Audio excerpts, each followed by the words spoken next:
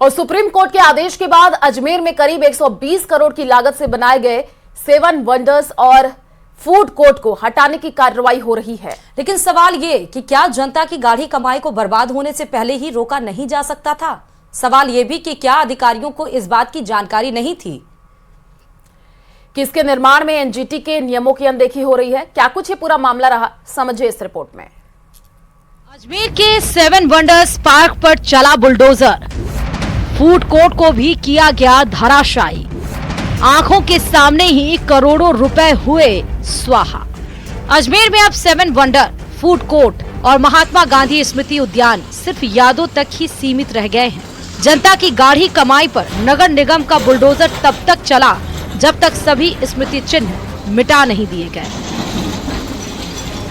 2 साल पहले एनजीटी के नियमों की धज्जियां उड़ाते हुए अधिकारियों ने दुनिया के 7 अजूबों का एक ही जगह निर्माण कराया।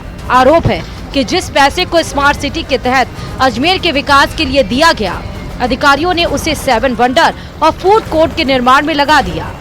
जिस उपयोग के लिए वो पैसा आया था, जिस प्रकार से शहर का ब्यूटिफिकेशन होना चाहिए था, सीवरेज की समस्या हो, बिजली की समस्या का समाधान होना चाहिए था, हमारे 24/7 पानी आना चाहिए था और शहर के ब्यूटिफिकेशन को लेकर के जो निर्णय होने चाहिए थे, उसकी बजाय जगह जगह उस स्मार्ट सिटी के पैसे का दुरुपयोग करके अवैध निर्माण किए गए। उस अवैध निर्माणों के खिलाफ, चाहे वो 7 वंडर हो, चाहे वो लेक फ्रंट स्थित फूड कोर्ट हो, चाहे अन्य निर्माण हो, उसको लेकर बार बार हमारे जनप्रतिनिधियों ने बार बार आवाज़ उठाई। एनजीटी और सुप्रीम कोर्ट के डायरेक्शन के बाद जब आज वहाँ पर बुलडोजर चल रहा है, तो लगता है कि हमने जो शिकायत की थी, हम जो बार बार आग्रह कर रहे थे, निवेदन कर रहे थे, इसको लेकर हमने जो प्रदर्शन किए थे, वो सच साबित हुए हैं। महज 2 साल पहले ही इसका निर्माण किया गया।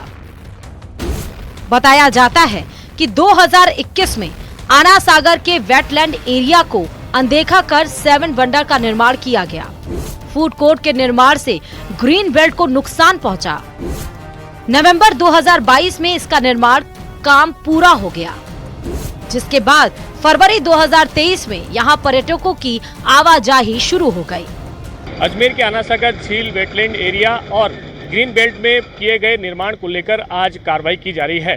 सुप्रीम कोर्ट और एनजीटी के निर्देश पर पहले इस कार्रवाई को नोटिस दिए गए, इस कार्रवाई को लेकर नोटिस दिए गए, लेकिन फिर भी कोई कार्रवाई नहीं हुई, तो सुप्रीम कोर्ट ने इस मामले में कार्रवाई के निर्देश दिए, जिसके बाद इस कार्रवाई को आगे बढ़ाया गया। 7 वंडर के साथ ही यहाँ पर जो फूड कोर्ट था, उसे ध्वस्त करने की कार्रवाई जो है वो की जा रही है। आपको बताऊं, मैं ये आना सागर के नज़दीक का एरिया है, जहाँ पर वेटलैंड एरिया होने के बावजूद भी जो है निर्माण किया गया। इसमें करीब 120 करोड़ रुपए की लागत से ये जो तीनों निर्माण हैं वो किए गए। आज यहाँ पर पोकलेन जो मशीन है वो लगाई गई है, जहाँ पर इसको ध्वस्त करने की कार्रवाई की जा रही है। अजमेर के पूर्व पार्षद अशोक मलिक ने आना सागर झील के किनारे हुए अवैध निर्माण को लेकर कड़ी आपत्ति जताई थी, जिसके बाद 11 अगस्त 2023 को एनजीटी ने निर्माण को हटाने के आदेश दिए थे, लेकिन कोई कार्रवाई नहीं हुई, जिसके बाद सुप्रीम कोर्ट में अशोक मलिक ने कैवियट लगाई।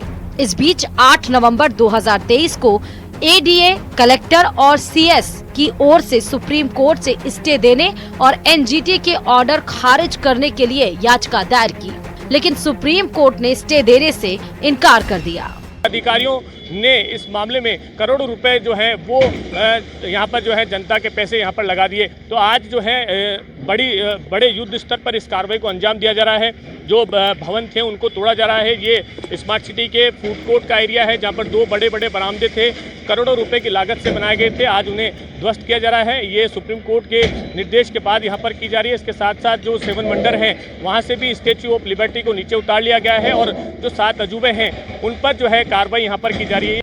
17 मार्च को इस मामले में मुख्य सचिव को व्यक्तिगत रूप से तलब किया गया, जिन्हें इस पूरे मामले की रिपोर्ट पेश करनी है। लेकिन अब सवाल ये कि लापरवाही किसकी? सवाल ये कौन भ्रष्टाचारी? सवाल ये कि किसने की इतनी बड़ी अनदेखी? लेकिन ये जनता का पैसा था, इसलिए बुलडोजर चलाने में कोई तकलीफ भी नहीं हुई। वसूली होगी कि नहीं, ये भी अभी बता नहीं सकते। करोड़ों रुपए की लागत से निर्माण किए गए थे, उन्हें ध्वस्त यहाँ पर किया जा रहा है। इसके साथ साथ जो शिकायत करता है भाजपा नेता सुरेंद्र सिंह, उनकी ओर से भी ये कहा गया कि इसको लेकर पहले ही नोटिस दिए गए थे, इसके बावजूद भी जो है ये निर्माण किए गए। ऐसे में जो इस पूरे निर्माण में मिलीभगत करके जिन्होंने निर्माण करवाया है, जिन्होंने जनता के पैसे जो है लुटाए हैं, उन पर जो है कार्रवाई की जानी है, इसकी भी मांग उन्होंने की है। कैमरा पर्सन कौशल सेन के साथ अशोक सिंह, न्यूज़ 18 अजमेर।